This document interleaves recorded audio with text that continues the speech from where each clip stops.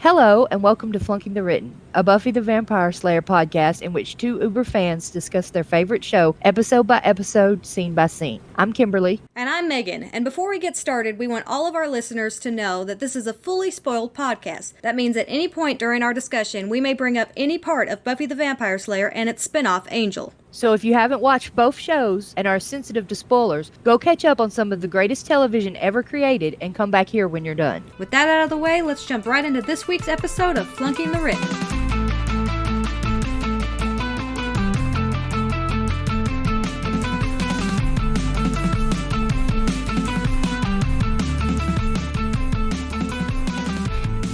So we're going to start our discussion of Never Kill a Boy on the First Date.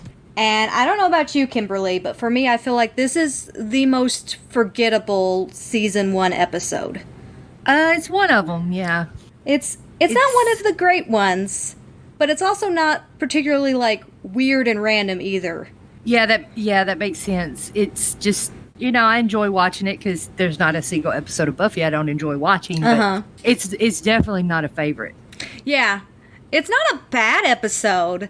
And it's got some great lines, and it's got some terrific music. When I talk about music in this episode, I'm really excited. But it is kind of one of those in between, where it's not bad, so I can't talk about how bad it is, but it's not one of the greats. So we'll see how this discussion goes. But before we get into that, I do want to say that the writer of this episode was Rob Des Hotel and Dean Patali, and it was directed by David Semel. And I am sure I have already butchered some names and will continue to butcher names, and I apologize for all of that. Before we get into our first scene, we want to read the blurb from the DVD, don't we? And that is... We do. This time. This time it is, while awaiting the arrival of the warrior vampire called the Anointed One, Buffy's big date at the Bronze ends with an assault on a funeral home. Assault on a funeral home. Okay. It's actually pretty accurate. Yeah. They don't really assault the funeral home. Well... But... So we start in the graveyard with Buffy fighting a vamp, and Buffy dusts the vamp, and then Giles immediately pops up with his critiques on her performance. And he's got that great line of just the plunge and move on, plunge and move on. And it's just the beginning of the lines in this episode that just delight me to no end. If it wasn't for all the great little dialogue beats in this episode, I think it would be a much harder episode for me to rewatch, because there's nothing really remarkable about it, but the dialogue is so good in this episode. That's kind of a thing where, the dialogue in Buffy is always good. Mm-hmm. It's never bad. Then Giles is looking down at the pile of dust where the vampire was, and he sees something and leans down to pick it up. And I'd never really thought about it before, but the rings survive, but their clothes never do. I mean... And I actually thought about it this time when he leaned down to pick up the ring. I'm like, never really realized that before.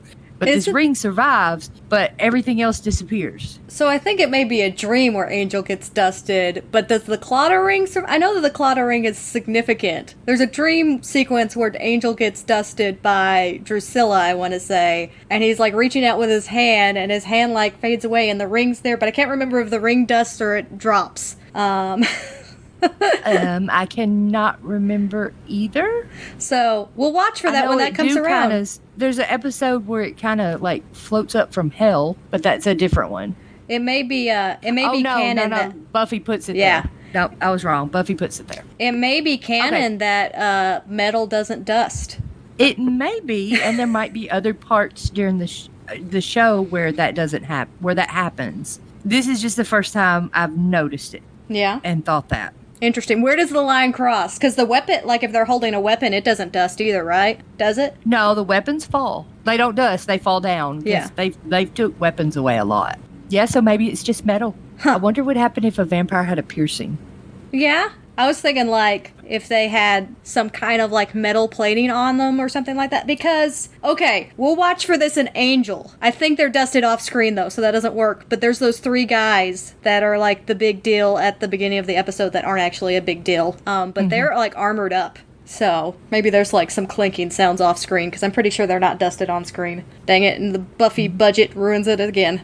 Anyway. So we're already completely off track. Oh, of course. So Giles finds this ring and says he must consult his books, and then cut to the Master slamming down just the biggest, dustiest book that you've ever seen, and he reads the prophecy of the Anointed One. And there will be a time of crisis, of worlds hanging in the balance, and in this time shall come the Anointed, the Master's great warrior. And the Slayer will not know him, will not stop him, and he will lead her into hell. As it is written, so shall it be. Which is a very long prophecy. It is. The only line that I think is really important at all is that the Slayer will not know him, will not stop him, and he will lead her into hell. That's the line that always I remember, because I think it plays out in Prophecy Girl as well. Even though she does know him, she wasn't meant to know him. Yeah, and she goes with him voluntarily. Yeah. Then the Master dusts one of his vampires, and I'm not sure, was this a threat, or had that vampire done something? It says, So, I don't think... One of you will go out hunting the night before and get himself killed because he couldn't wait till his job was finished to eat. Oh, wait, that's not written anywhere. But I'm not sure, it doesn't really say if that vampire had just done that, or if it was a threat to make the other vampires not do that. So that, in my mind, is the vampire that Buffy just dusted. Because he has the ring that makes him one of the brethren of Aurelius. That's what Giles finds on him. So that vampire went out and got dusted, and then the Master is making that vampire an example to the rest of them so that they know not to step out of line because they'll feel his wrath, essentially. Okay, so he's making an example because the other vampire did that. Yes. Gotcha. Then the Master says a line that we hear a lot during Buffy, even later by Buffy herself, which I love. Here endeth the lesson. Yes. There's a few from, characters that say it. It's from another famous show. I cannot, because I've heard it in something before.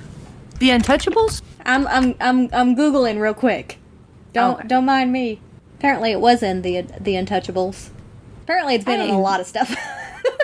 Oh, is it? Okay. Well, I guess that's why I recognize it then. It's been in a lot of stuff.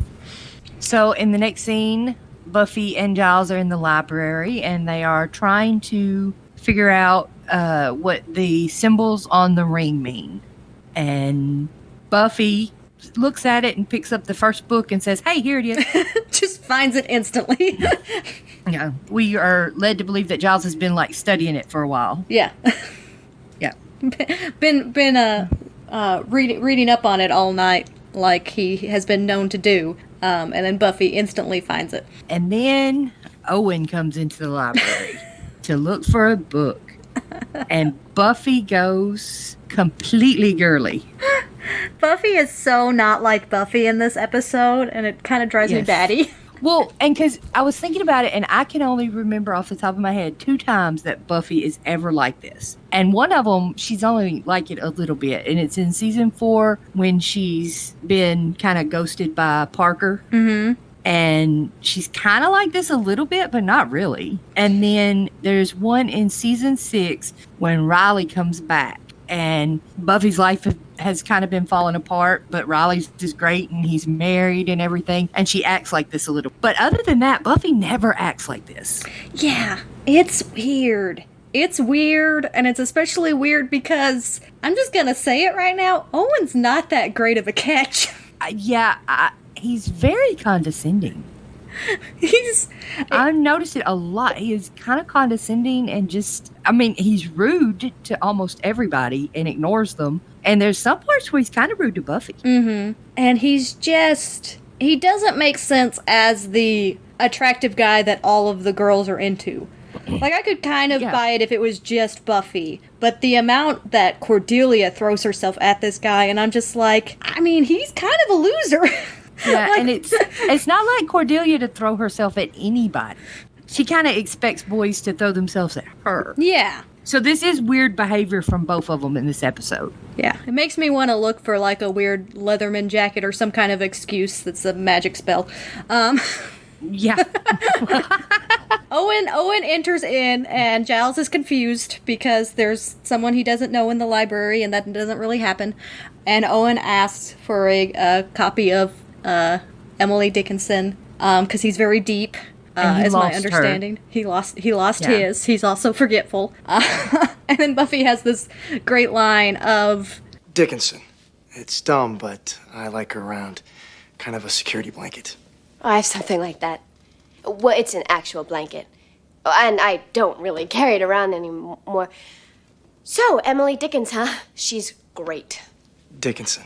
She's good also. And it's not like Buffy at all to stumble like that. Like, she's usually really easily keeps her cool around guys she's interested in, but I do really like that beat that she gives. I think Sarah Michelle Gellar's delivery on that is really funny. About the blanket, yeah. It is. And Owen he tells her one thing he says is, I didn't think I'd find you here, about the library. Yeah. Which is kind of a little, like, okay. Oh, I really don't like Owen. Yeah.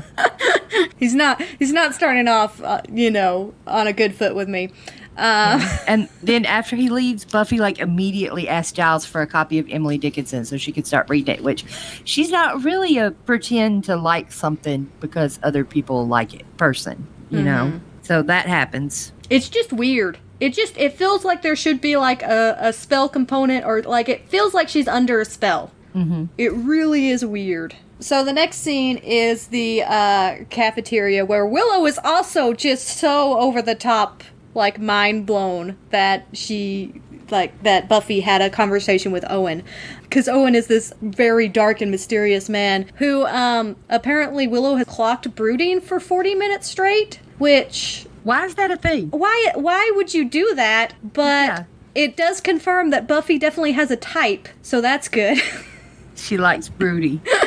But yeah, it's weird. It's weird that Willow just decided one day to clock Owen brooding. Xander shows up and it's like, how's the sleighing go last night? Really loud. And Buffy's like, shh. And he goes, I mean, how'd the laying go last night? And they just stare at him like, is that any better? Which I think that's kind of a funny moment. There's a couple of moments I'm not crazy about Xander in this episode, but for the most part, Xander's really good in this episode. Mm-hmm. This is definitely a step up from the Xander, because there's some really funny Xander in here. Xander, again, points out Owen, because everybody's super aware of Owen. Owen exists for this episode alone, but everybody is hyper aware of this guy. Yes, even though he's never been mentioned before. But he looks over and says, look at Mr. Excitement, and then Buffy decides that she's gonna go and have lunch with Owen. And this is when Cordy starts throwing herself at this guy as well. And I'm just like, in my notes, I typed Y in caps with 6 exclamation points. Yeah, well, it's just not like Cordelia. In my notes, I've got, this doesn't seem like Cordelia at all.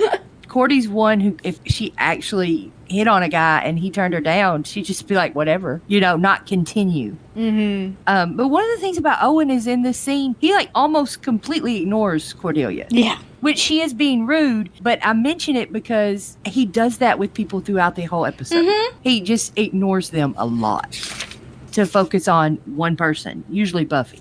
Yeah. Cordy invites him to the Bronze, and then he completely just sidelines her and asks Buffy if she's going to be at the Bronze. And it's a weird, because he's even like, who's going to be there? And she's like, well, I'm going to be there. And he's like, yeah, but who else? And she's really confused. You mean besides me? But I don't know. I think the thing about this that really confuses me is so far what we've established is Owen is a loner. He's a silent, broody guy, and he just reads poetry all the time. None of those should be attractive to high school females the way that he seems to be attractive to high school females. Yeah.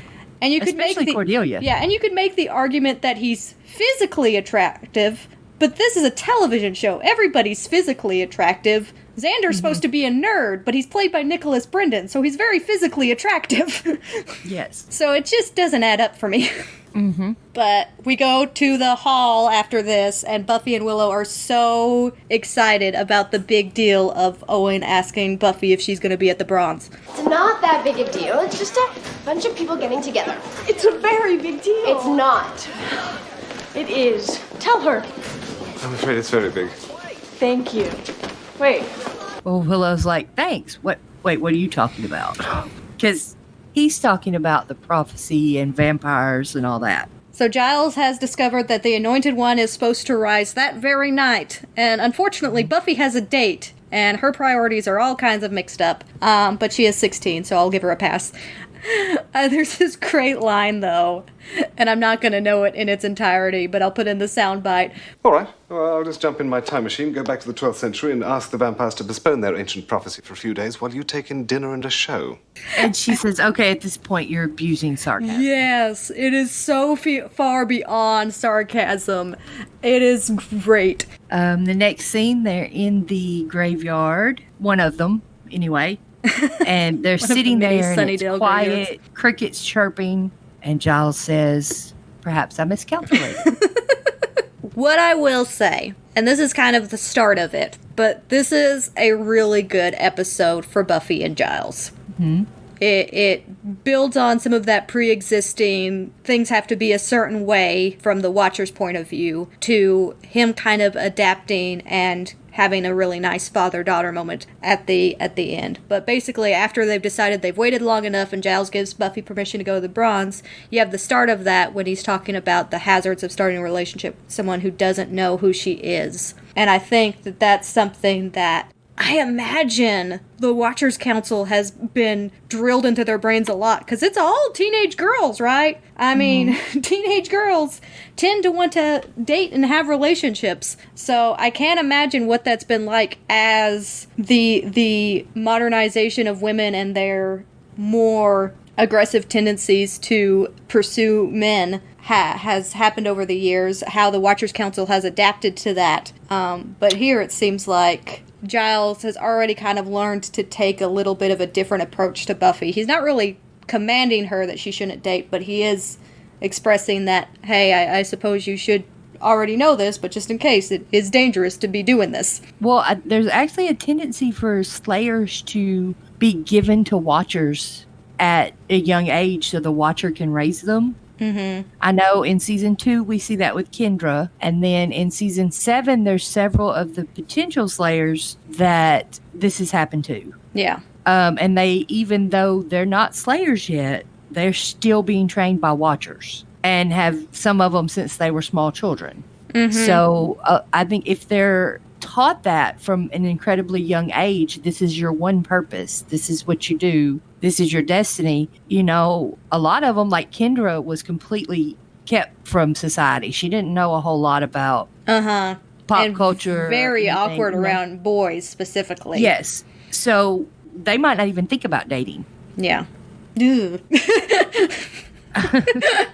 But anyway, Buffy has a quippy line here with his, I won't wear my button, I'm a Slayer, ask me how. Mm-hmm. And again, this episode, it has the good one-liners, I'll give it to that. And then as she walks away, Giles is just like, well, I was sure it was tonight. Mm-hmm. And then we see a airport shuttle van with passengers on it, and there's an 8-year-old boy who says, I went on an airplane. He's so excited. And we see a scary-looking guy. He's all tattooed up and just looks mean and scary. I have a name for this guy. Oh, what's his name? I think he actually is named in, like, the newspaper clipping. That's not his name in all of my notes. He is just named Decoy Vamp. And he's not even a vampire here, but he's still Decoy Vamp. Well, in the script book, they have him called Militia Guy. But I like Decoy Vamp. Decoy Vamp is absolutely what he is.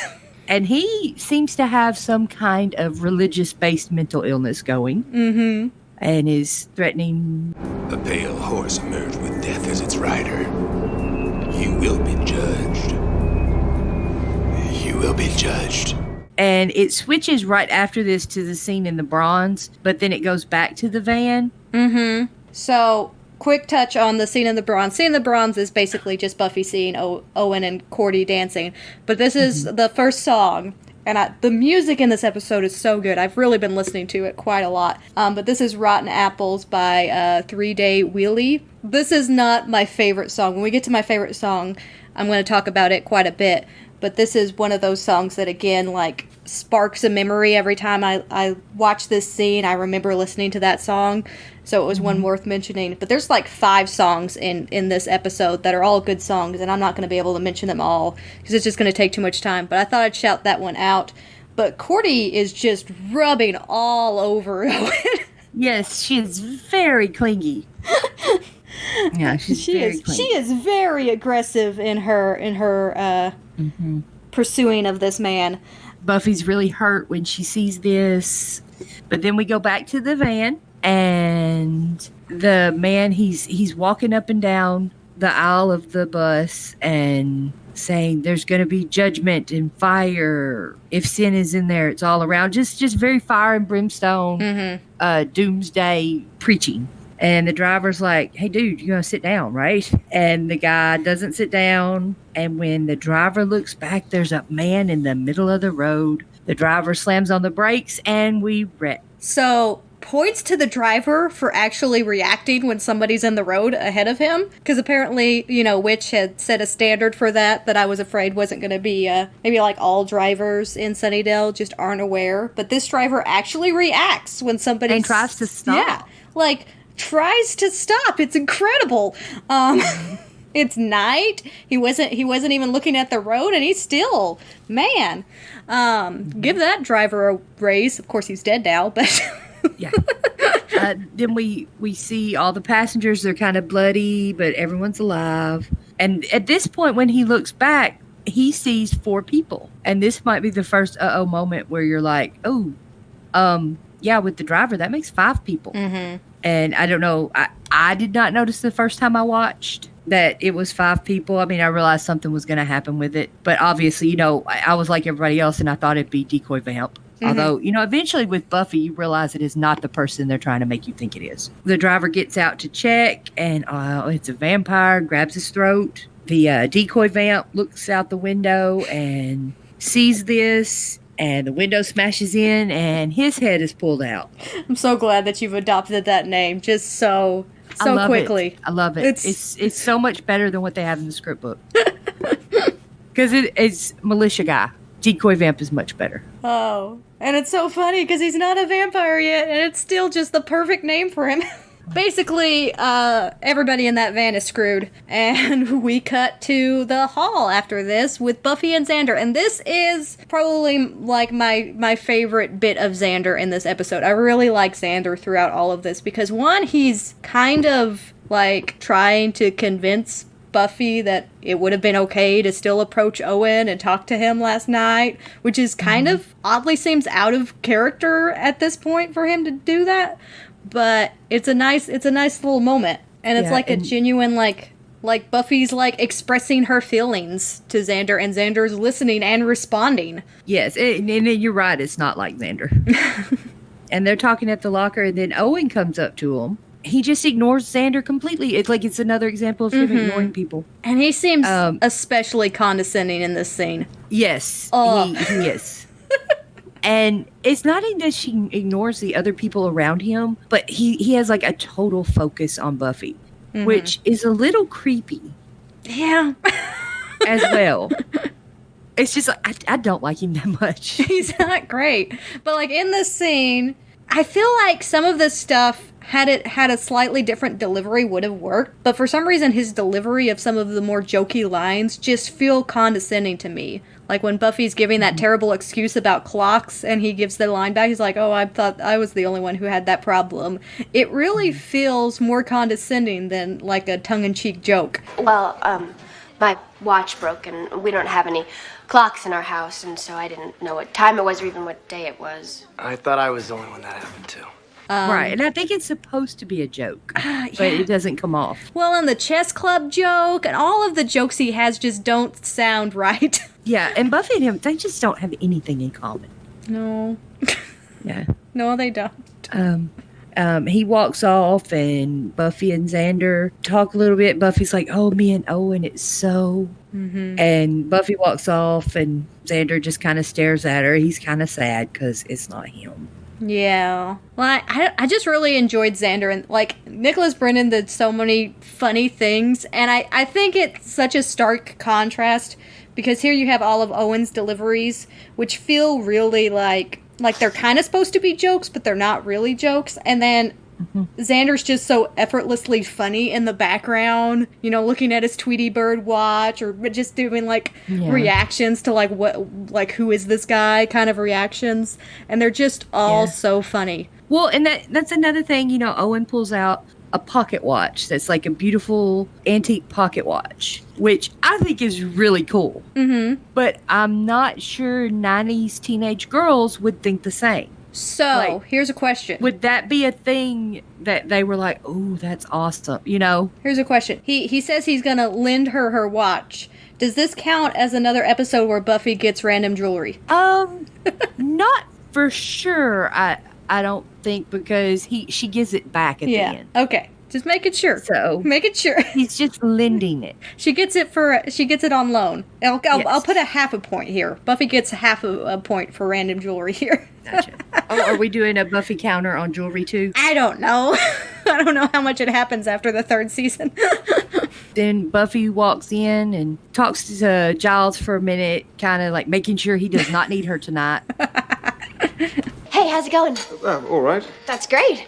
I see we're still working on that Anointed One problem. That'll probably take a few days, right? I mean, that's one obscure prophecy. Yes, well, there are quite a few interpretations. So, tonight's looking pretty slow, right? Probably best to relax and regroup. No big disasters coming. That is so good. I will see you tomorrow then. Bye!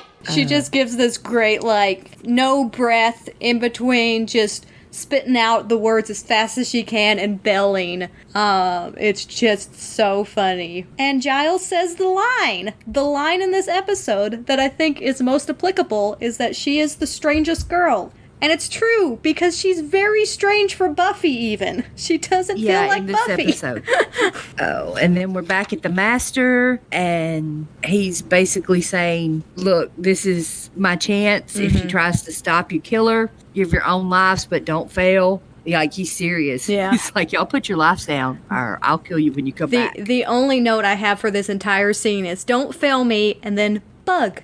Because again, I think it shows, I talked about this a lot in the first 2 episodes, about the Master has such a great ability to switch between super intimidating to like humorous with a lot of levity to him, and that bug where he like reaches out and he's just like really intimidating in that moment, and then he just gives the cutest little reading of that line. I love the Master for that so much. Then we have Willow and Buffy and Xander getting ready for her date with Owen. So Xander's there. Pick out clothes. Yeah, Xander's there to offer a guy's opinion, right? That's the whole idea. I would assume so, yes. So I think it's funny that the only time that he gives an opinion, she like just flat out ignores him, because he gives it in a very awful, like, you know, way. Yeah. But his entire purpose for being there, the whole reason why he is there in the room when she's changing, which is weird, yeah, I thought it was too. is to give the guys advice, and then she doesn't even take it. So was that always the plan, to just ignore? Go with the opposite. Just assume who's the most opposite of Owen? I know. And there's a moment when Xander gets really creepy.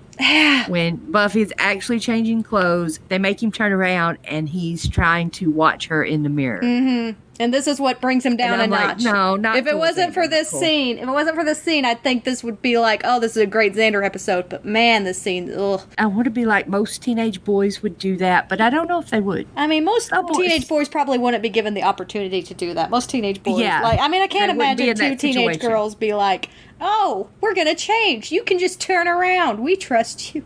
Buffy does that a lot, though. Buffy has strange guys in her room and then just says, turn around, let me change, or whatever. Yeah. Well, and this show, their lives are a lot more like the lives of college kids would be. They certainly have a lot more freedom. Yes. And do a lot more like college students would do, hanging out and all that, than at least my high school experience. So the doorbell rings, and Buffy's so excited because it's Owen, and then it's not Owen, it's in fact Giles. And Giles is just figuring stuff out so fast because he read in the newspaper. I like that Giles is an active reader of the local paper, because again, I still want that episode where they do Sunnydale from the perspective of the reporters. But anyway, at least Giles is supporting them. But he finds out that 5 die in van accident and suggests that they need to go to the Sunnydale funeral home. And Buffy it might be a long shot, but it can also be something. But Buffy has this great line of, Giles, why do you want to hurt me? And then Owen shows up for the date, and Xander, Willow, and Giles are all there. And there's this moment where you can see on Owen's face that he thinks it's weird that the school librarian is at her house. To be fair, it is weird. Well, that's the thing, though. I don't think he thinks it's weird enough. Yeah, it's just kind of he weird just for him. Goes with it. Like, yeah, I'll return those overdue books by tomorrow. And he's like, well, you really care about your work? And I'm like, no one would fall for that. Like, I mean, I wouldn't immediately go to Vampire Slayer and watch her, but I might be like, hey, is the librarian dating your mom or something? Yeah. You know, like, he does not think this is weird enough. To be fair, later in the episode, Owen continues to just kind of accept things. And he strikes me as one of those that's so lost in his own head that he doesn't really understand how real world stuff works. So it almost kind of like gives him a pass when he just blindly accepts all of this stuff. But he does have several moments where he's just like, he seems confused, but then immediately willing to accept whatever people tell him. So Xander takes Owen to the side so that Buffy and Giles can talk, and gives Owen all of these warnings, for lack of a better word, very aggressive warnings of she doesn't like to dance, and she doesn't like to be kissed or touched, and shouldn't even look at her. Yeah. Which that part doesn't bother me. I think it's because I don't like Owen. Him trying to peep at her in the mirror is just like, ugh, Xander, right? That's an ugh, Xander moment. But this doesn't feel like an ugh, Xander moment because I just don't like Owen. Yeah. I don't want Owen to dance or kiss or touch Buffy. No. When Buffy and Giles are talking, and Buffy convinces Giles to let her go out on her date, and he'll check out the funeral home by himself, and then we get one of the most famous lines out of Buffy. Okay, before you say that line, I have beef. I have real beef here. And then we can finish with that line. Because it'll bring my mood back up. Because I do know the line you're going for. But she has the line that Clark Kent has a job. I just want to go on a date. And Giles appears to immediately understand this reference. However, there's another episode of Buffy where she says her spider sense is tingling, and Giles has no clue. So is Giles strictly a DC fan and doesn't care at all about Marvel? That's what I was going to say. Maybe he only likes DC universe and is completely against Marvel. I think what's more likely, though, is that he's so used to her making random pop culture references and stuff that he just kind of gets the gist of what she says. He just accepted it. Like, yeah. okay. Some person has a job. I get it. Okay. Yeah, not really knowing what she was talking about and just went with that. Or maybe in England, Superman is more famous than Spider-Man? I don't know. I mean, I think Superman is more famous than Spider-Man all over the place. I would say that he is a bigger superhero than Spider-Man. But Clark Kent, I mean, I don't think everybody knows that as well as they know Spidey sense. True. I don't know. It just, it rubbed me the wrong way. I need to know Giles' specific comic book knowledge, and I need to know it now. Well, and then Buffy is going to leave, and she says, if the apocalypse comes, beat me. A great line in a mediocre episode, and that is like the way this episode works. There's so many great lines. This line I actually had as the little startup notification on my computer for years. And it also in my family, in our living room, we have one of those signs like in our house. And we have one that's like all geek references. And on it, one of them is, if the apocalypse comes, we know who to beat. It is one of the most famous lines in Buffy. Oh, it's so good. So Buffy goes off on her date, and Giles goes to the funeral home. And Willow, actually, who is very underused in this episode, but actually being an observant human being and being like, hey, Giles is about to go and get himself in trouble. We should go along. And of course, Xander is so singularly focused on Buffy and Owen and how much he is not okay with her being on a date that he misinterprets what she's saying. But when she explains, no, we should go with Giles, he has this great line. He's like super librarian, you know? Everyone forgets Willow. That knowledge is the ultimate weapon. It's such a Xander line. Yeah. And then they decide to go anyway. There's so many good lines in this episode. There really is. Then we see Owen and Buffy at the Bronx talking about Emily Dickinson, and Owen has a line which, again, is really condescending. He said, "I don't get out much. I find most girls pretty frivolous. I mean, there's more important things in life than dating, you know?" And I'm just like, you've been trying to date Buffy for 2 days. And yeah, it's just kind of like, It's like they wanted to write the most unappealing man, and they succeeded, but they did it in a way that he's supposed to be appealing to Buffy and Cordelia, and those girls got taste. I will say, both of them have taste. Ugh. And then they end up dancing, and they're dancing very slow. And, like, the people around them are not dancing that slow. So here's the thing. I actually wrote in my notes. So this the song playing here is Strong by Velvet Chain. Again, still not my favorite song of the episode, but I thought I'd throw it out there. But this song is so weird because it's kind of a slow song, but then just has, like, some, like, fast instrumentals, and I'm not really sure how I would choose to dance with it, because the singer, like, is really singing, like, kind of slow swaying lyrics, but she's kind of like getting down with it up on the stage, and it doesn't quite seem to match the song that she's singing. And like, but everyone around them is dancing faster. And Yeah. they're just like here all slow dancing. It's just funny. But I think Buffy and Owen kind of read the song better than everybody else, because I feel like it's more of a slow dance song. Then we have Cordelia come in with her crimped hair. Oh, yeah. And I love it. It's so 90s. Oh, man. I used to try to do that to my hair in the 90s and would get like halfway through it and just be done because it was so much work. And I'd be like, yeah, I don't care anymore. And I'd throw it in a ponytail. But she has got the crimped hair going. Oh, man. Yes. She's got some great lines. I'm just going to, like, say a couple of things before we get to Cordy's great lines. This is the first duality of Buffy that's really put into words quite so clearly.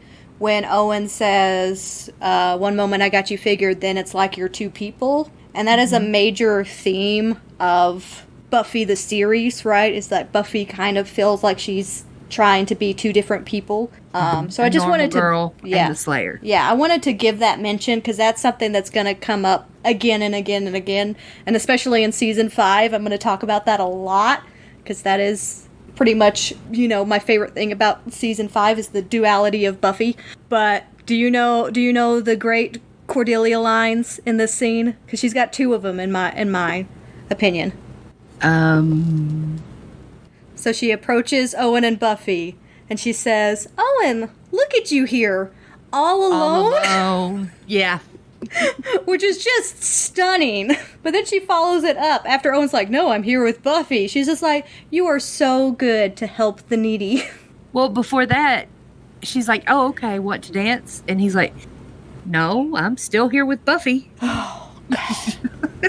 So, like, I don't like that Cordelia is throwing herself at this guy, but this is some of the peak bitch Cordelia right yes, here. Definitely.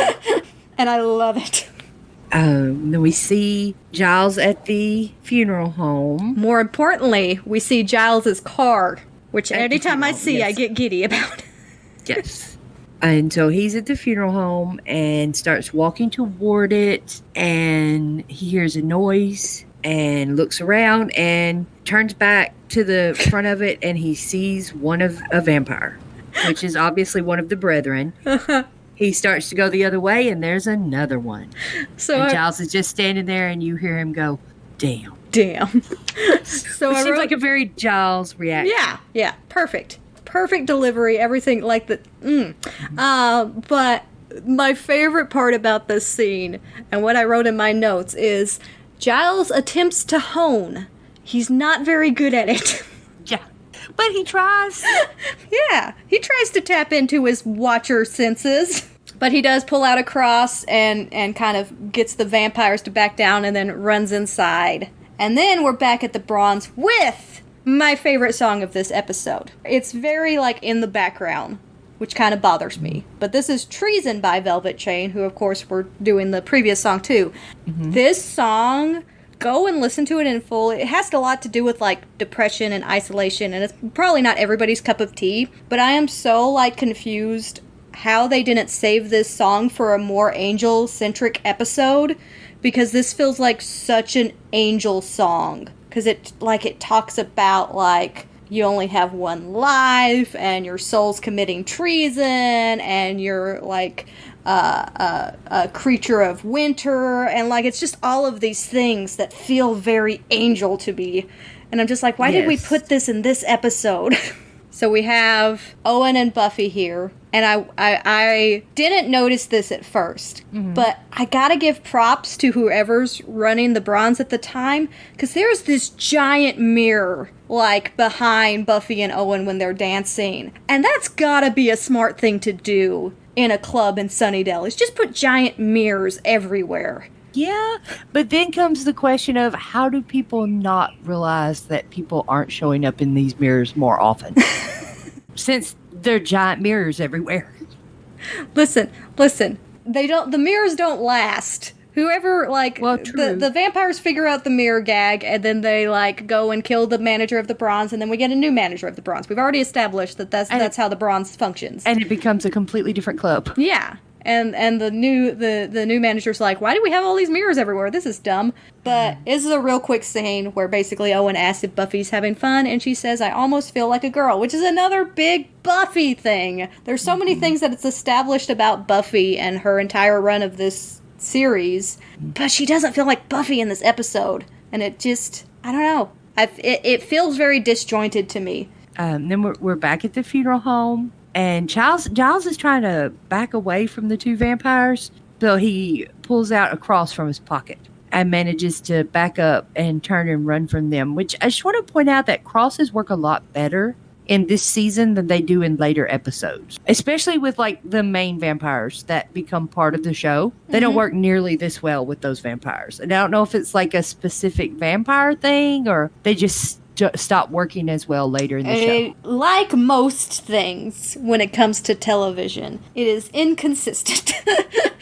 True. Because there are definitely, like, the idea is, like, it's like fire, right? That's the way I envision what vampires feel when they are faced with a cross, is that they get the heat like they're, like, putting their face towards an open flame almost. That's why when they actually come into contact, it, like, burns them. But I think it's just, like, a straight-up tolerance thing. Like, I think it's something that they can do. Like, they can touch a cross, and it's just gonna hurt. It's gonna be like putting your hand in an open flame, right? But it's not going... They know it's not necessarily going to kill them. But there's still, like, that immediate, like, gut instinctual reaction to back away. But it's very inconsistent. Which makes sense that some vampires can handle it better than others. And maybe it has something to do with age. Who knows? There's supposed to be, like, some stuff that definitely happens with age when it comes to vampires. They definitely level up. That's how I'm going to choose to interpret it. They level up. They get their 500-year vampire achievement. So my favorite thing, once Giles is in there and he gets into the kind of morgue setup they have there, he attempts to barricade himself in the absolute worst way possible. Like, he takes a filing cabinet, which shouldn't stop any vampire. Not the weakest vampire you would ever face would be stopped by this filing cabinet. He leaves it there, and then he kind of, like, starts to pull over a coat rack, which immediately pops back up and does nothing.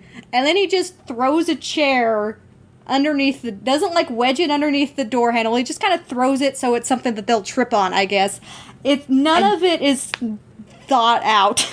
Yes, and I agree that it's pretty bad. But I'm going to have to say it is not the worst way ever, because later in this episode, we see the worst way ever to barricade a door. And it is much worse than a filing cabinet and a coat rack. So we'll get to it in just a little bit, but I made several notes on it.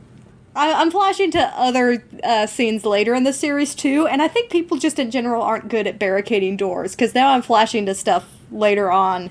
Yeah. It doesn't seem like it would be very complicated. The heaviest thing in the room that you can move, put it in front of the door. Like, it really seems like a pretty obvious thing to do. So Willow and Xander show up through the window, and Giles can't get out, so they decide that they need to go get Buffy. And which makes very much sense. Yeah, logical stuff going on. I love it. And then probably my favorite scene in the episode is this next, when everybody's paths cross, and it's just so delightful. Well, and we see Cordelia meet Angel. Oh, well, not really meet Angel. She doesn't meet Angel. But, yeah, so you have Buffy and Owen, and Cordy's just complaining about them nonstop. And then Angel walks in, and she gives the great line.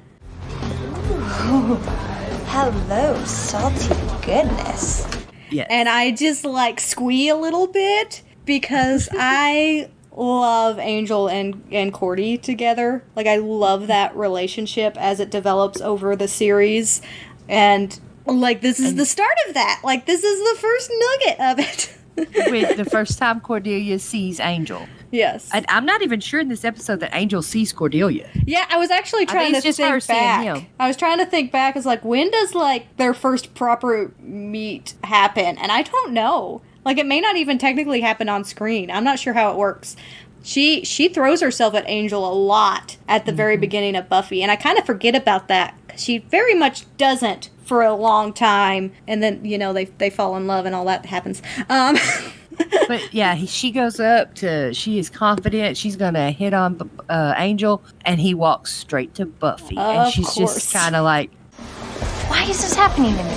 Then we have the scene with Buffy and Owen, Xander and Willow, and Angel, where they're trying to let her know that something's going on. Angel kind of gets mad at the beginning of this, like even before he knows that Buffy and Owen are on a date. Mm-hmm. And it kind of seems like an overreaction to me, because he's like, there's severe stuff happening. You need to be out there. And she's like, no, not you. Mm-hmm. I know about it. Prophecy anointed one. And he's like, so you know, fine. And he's like mad. And it just kind of seems like an overreaction.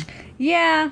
Again, I feel like Angel season 1, they really don't know what to do with him. They haven't figured him out. And he just doesn't, he's not consistent. He doesn't make sense. But yeah, I would agree with that. Like, he seems definitely annoyed with her. He's not her watcher. He's not anything. He has no influence over her, but he definitely kind of seems like he's trying to display some influence there. Mm-hmm. Like, you need to be out there. Like, you know, this is your job. You need to be doing this kind of stuff. And it's just, it'll be interesting. I'm trying to keep this stuff in my mind when we go through some of the backstory of Angel. Mm-hmm. Especially, I think it's at the end of season 2 where it kind of talks when he first found Buffy and, like, learned about Buffy and decided that he was going to go and try to help her, and how that led to this. Because I think some of that still kind of matches up, because Angel's super a mess, like, at this point. He really is. Mm-hmm. He has not gotten a level head on him yet. So I can kind of forgive some of the weird inconsistencies of him not really knowing how to interact with a teenage girl. People. But yeah, he does have that vibe. And especially, like, once he's like, oh, you're here on a date, and when Owen walks in, you can see he, like, grows 3 inches. Like, he stands so tall as soon as Owen walks up. And he says he knows Buffy from work. And then Xander and Willow show up and say, we should go somewhere all together and pretend they're on a double date. And Buffy's like, I didn't know you two were seeing each other, which seems really weird. Yeah. Like, because it's like, Buffy, come on, catch on. You're being kind of dense. She's under the Owen spell. There's no, like, canon Owen spell. Like, they don't explain it, but I have to, like, there's some kind of love spell going on here. It's the only way I can accept this. And they talk about it for a minute, how they all know each other. And then Xander again says, maybe we should all go someplace together. And Buffy again is like, no. And I'm like, Buffy, come on. And Xander finally says, You know what'd be cool? The Sunnydale Funeral Home. I've always wanted to go there. Like, it's very obvious. And Buffy finally realizes, and I'm like, it's about time. Yeah. Oh, Buffy's rough at this. But I love throughout all of this, through Angel and Buffy know each other through work, through, like, the weird, awkward double date proposal, and then going to the Sunnydale funeral home, Owen's just, like, again, accepts everything at face value. He's super into the idea of going to the funeral home. Like, he doesn't understand how to interact with normal people. He doesn't understand, like, as much as we just pointed out Angel doesn't know, like, Owen doesn't know either, and Owen really should know. Owen doesn't have the same excuses that Angel does. I feel like there could be, like, a weird character study done on Owen just from this single episode where you could, like, kind of try to diagnose him with something, because he feels so off. After her realization, though, my favorite part of this episode happens. And I, kid you not, laughed out loud for about 5 minutes straight and rewatched this scene a couple of times because I had forgot that this was in this episode. But when Buffy says bite me, and then you just cut to Angel for like the longest stare ever, and like the slight little mouth open that he does, I lost my mind. I didn't even notice it. Oh, I have to go back and watch it. Oh, it's so I'm funny. I'm going to do it tonight. It's so funny. I laughed so hard. I don't think I've laughed that hard in the longest time. He, like, maybe people just, like, didn't notice that bit. Like, just were, like you just didn't quite notice it. But I'm just like, how did people not predict that he was a vampire? Like, I did not notice it, and I'm going to have to go back. Oh, it's... Like, when I watched season 1, I knew he was a vampire already, yeah. But I'm wondering... I started watching in season 2. And unfortunately, like, I can't even base it on, like, new people watching it, because still a lot of people know enough about the show to know that Angel's a vampire, because it's just such a big thing in our popular culture. But whenever I do find somebody who doesn't realize that he's a vampire, I'm always just wondering, like, How? Because they pointed out so many times in these first few episodes that he's a vampire. And this is just, like, the longest cut that they could have possibly gotten away with, of just Angel staring blankly at Buffy after she says, bite me. I have to go back and look for that. I'm totally going to do that tonight. It's worth it. It's good. Yeah. So, Buffy decides to leave with Willow and Xander and convinces Owen to stay. I did air quotes there. I did air quotes there. Yeah. Air quotes don't always convey properly in podcasts, but yeah.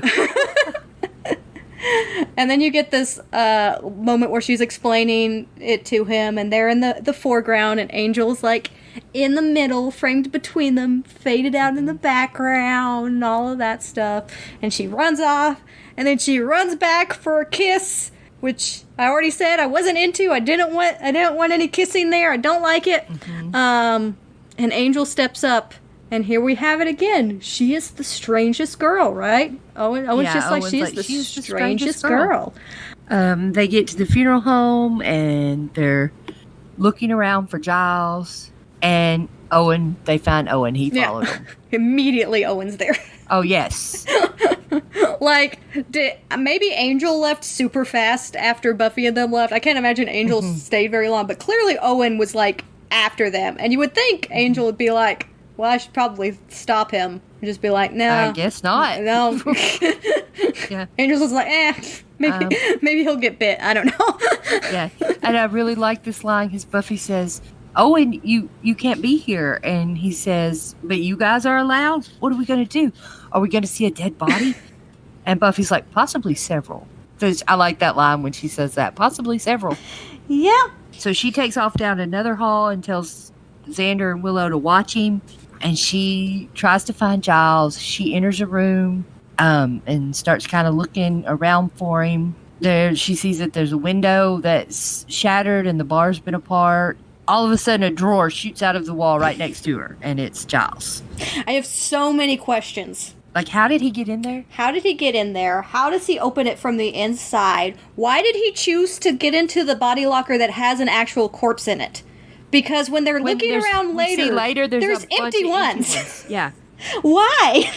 There's, like, empty ones lower to the ground. So he got into the highest one that already had a body. But Giles says the brethren were here. They came after me, but I was more than a match for them. Meaning? I hid. and they decide they have to find out if they're there for the prophecy or not. And Giles finds out Owen's there and tells Buffy that he'll get rid of him. And Buffy's like, no, if he sees you here, he's going to have even more questions than he does right now, which, I mean, it's Owen, so maybe not. Maybe not. Like, he'll just be like, oh, man, you really are serious about those finds. Yeah. You're, like, following her serious. I better return that Emily Dickinson.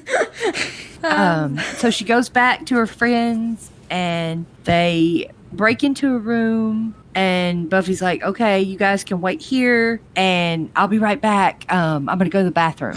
And she leaves, and I don't understand how Owen does not think how weird this is that she keeps putting them places and leaving. But she does, and as soon as she leaves, they're like, oh, she's checking for guards, and they start barricading the door. And this is, like, the file cabinet and the coat rack earlier were bad, but this is throw pillows and a lampshade. Listen, I'm like, completely accept Willow and Xander being terrible at barricading stuff. I am not about to admit that Giles hasn't figured it out by this point. Well, they put like one chair in front of the door, and then they start putting throw pillows and a lampshade on top of it. And later, like, it's good that they didn't do a better job. Yeah. But right now, no. Like, what is throw pillows and a lampshade going to do? They just wanted to save their backs, guys. It's just fine. Yeah, it's the worst barricading job. Oh, yeah. So we have this weird section with Buffy and Giles looking at all of the body lockers. And apparently one of them just has hearts in there. Like, I went back and re-listened to it because I thought maybe it could be parts, but I'm pretty sure she says hearts. Like, just It's parts. Is it? Because it sounds like hearts so much. You have the script. Yes, I have the script, and she says parts. Okay. She goes, that makes me feel better. I was about to question why aren't they trying to investigate who's collecting hearts and for what purposes, because I feel like that should be a whole investigation on its own. Right, because that would be weird, but I guess having just parts in there, like a body where they only found part of it, and it's in that body drawer, you know, so. Yes. What are those called? Body drawer? Do those have a name? I've been calling them body lockers. I'm not sure if that's correct, but I think I've heard that before. Not to be confused with Sunnydale High School lockers, which can also be body lockers, but that's not what they're called. Yeah, but I have the script, and she does say, parts. Okay. I listened to it so closely, and it sounds like she says hearts. Oh. But they sound pretty close. Yeah. Though. Meanwhile, while they're doing that, they realize all of them are empty, and they decide the anointed one must be gone. Mm-hmm.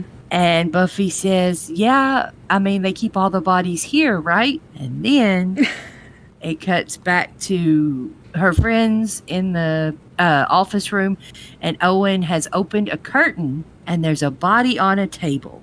And he's all amazed and broody. I've never seen a dead body. Whoa. Yeah. And then goes, it's a catch. Do they usually move? Huh? Sorry, I cracked myself up because I was like, he's a catch, that one. Yeah. And Xander and Willow look and see the body starting to move. And they come up, he sits up, and it's Decoy Vamp. Decoy Vamp! Who is still in his religious mania and has decided that he has been judged and has been deemed worthy in giving a gift. Mm-hmm. It cuts back to Giles and Buffy, who hear glass breaking as the guy does his head into the glass and breaks it and starts climbing through.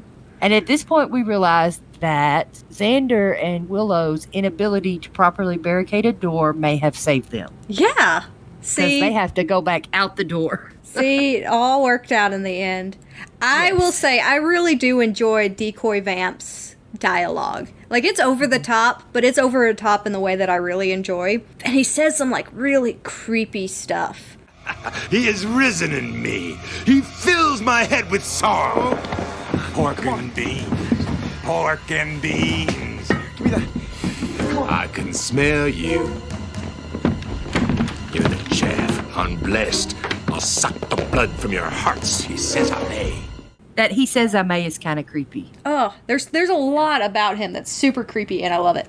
So, there's a weird scene here, and I'm not sure exactly where it falls. But I think it's Willow, Xander, and Owen trying to, like, get out. And it's just, like, really awkward where they, like, run up to an exit and the vamps are there and clearly outpower these 3 high schoolers, but instead of just attacking them and taking them out, they choose to, like, very slowly close the gates of the funeral home and lock them inside. And that's, like, why are they doing that? Yeah. Yeah, it doesn't make any sense. It's also, there are gates on this. Yeah, like, why are there gates on the funeral home? Well, not only that, but why aren't they using gates to, like, secure stuff instead of throw pillows and lampshades? Yeah. Buffy then runs back to Giles and asks what kind of weapons he has, and he hands her a stake. Decoy vamp. Decoy vamp, thank you very much.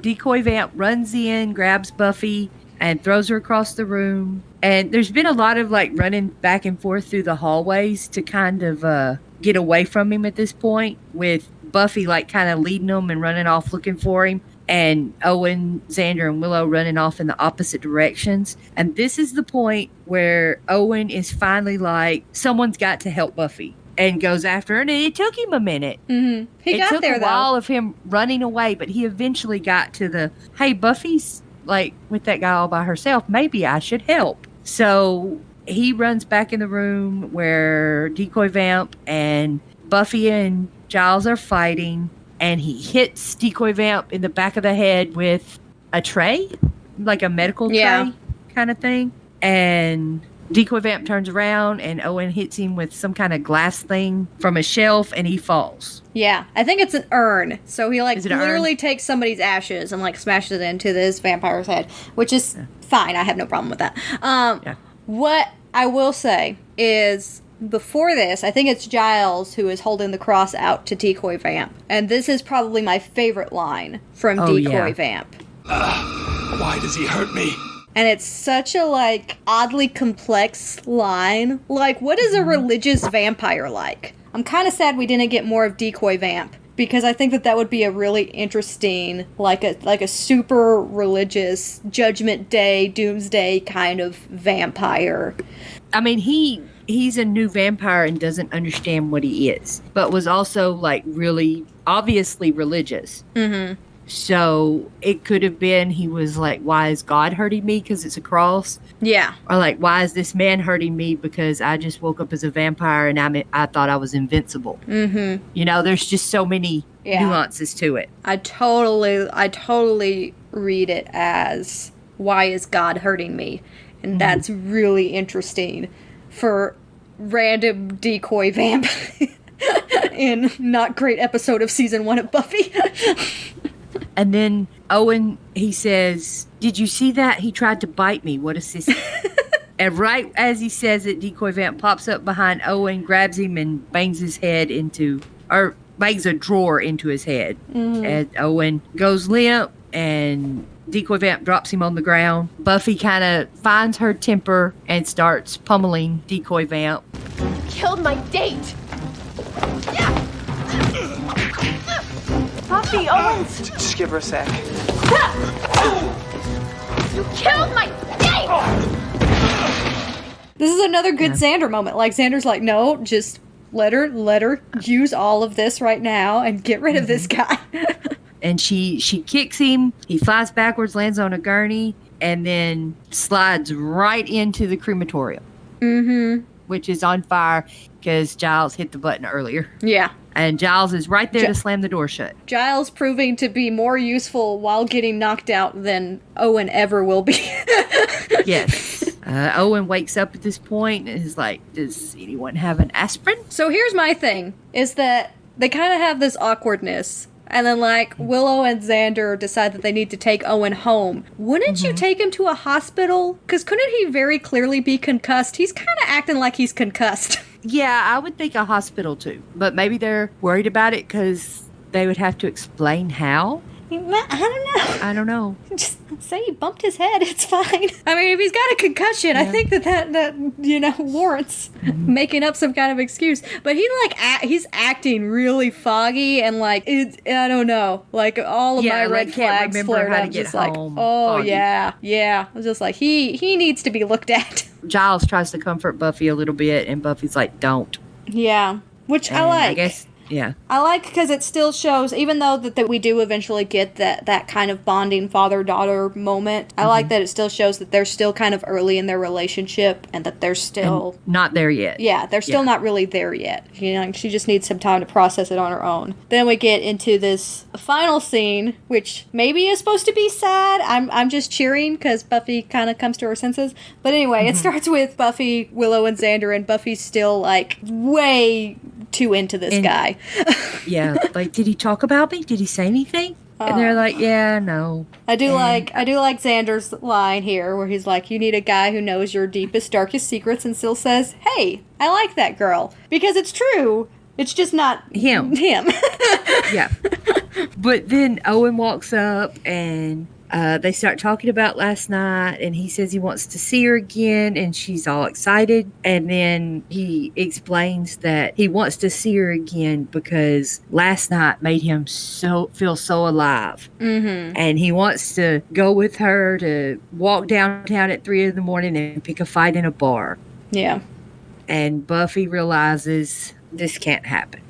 Yeah. So he has this, like, you know, I never thought getting killed would make me feel so alive mentality. And this is going to be my first call out of Riley, because Owen is very similar to Riley. Without the condescending, obnoxious like, I think Riley is a better version of Owen, but I think this particular idea of really liking the adrenaline, really liking this idea of being a hero and being in life and death situations is something that's very Riley to me. And here Buffy immediately nips that in the bud.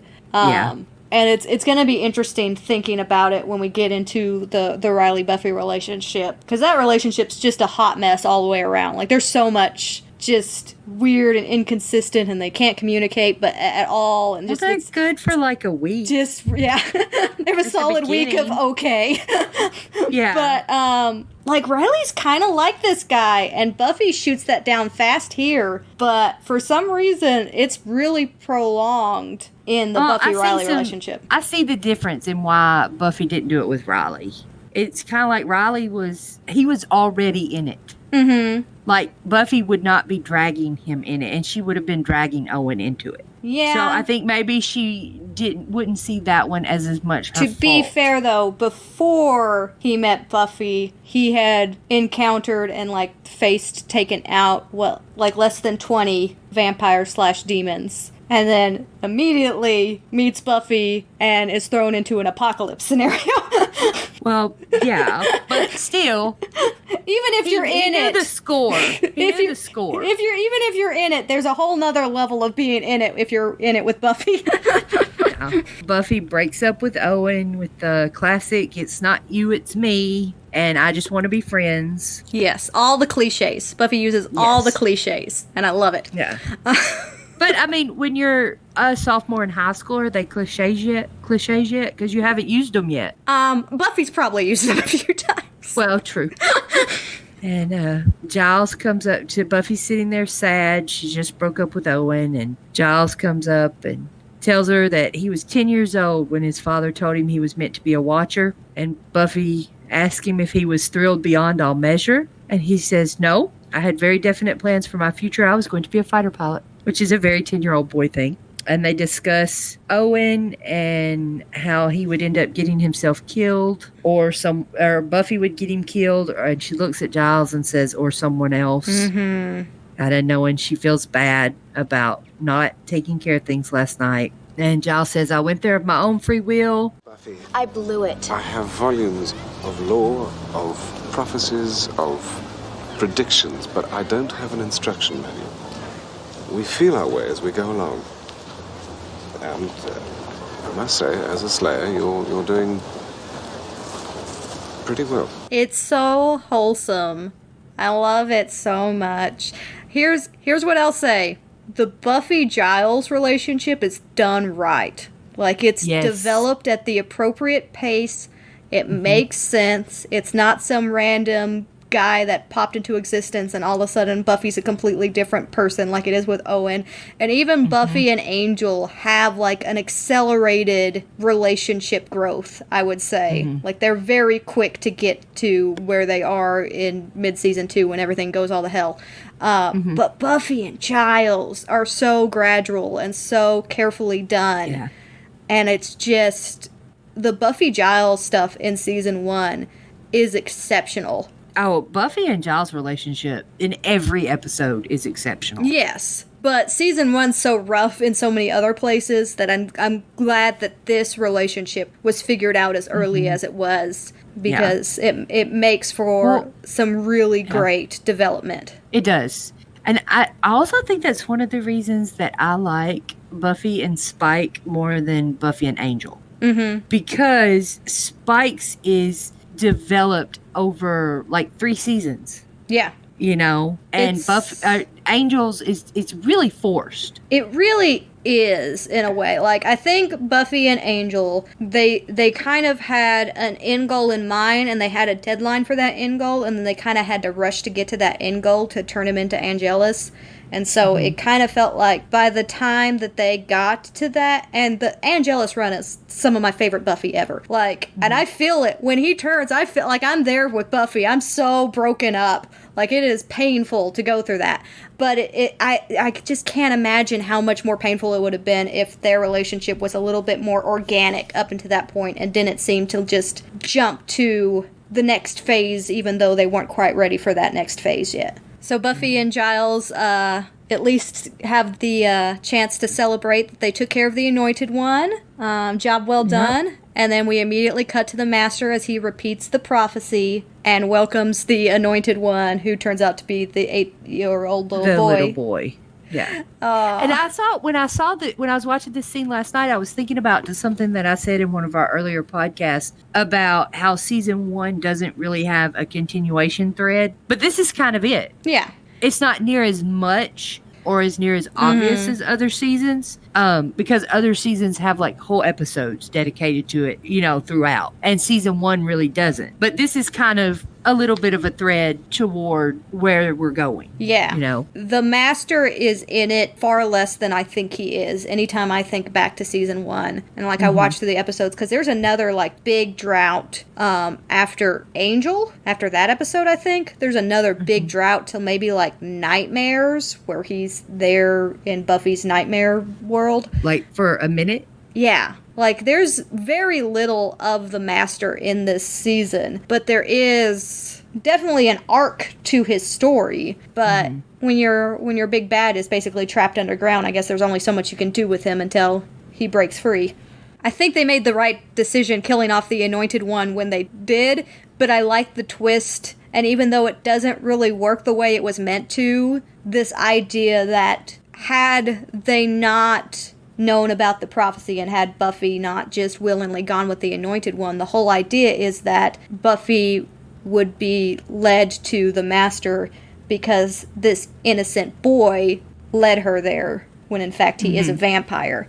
And I think that's interesting. Yes. I think child vampires are really interesting all around, but they're really hard to do in a television show. I think they're creepy. Well, they're creepy, but I like creepy stuff. Yeah.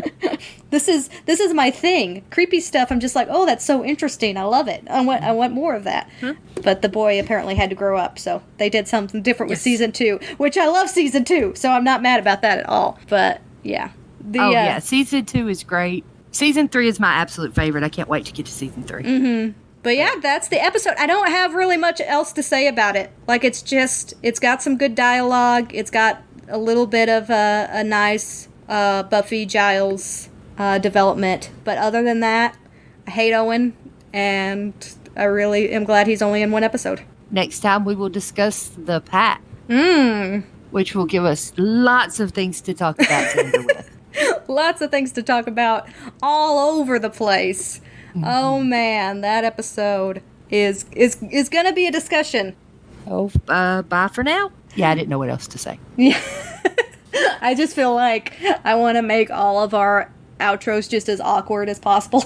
I don't really know how to do one. No. Just be like, okay, well, we're finished talking about that episode now. We're done. Bye.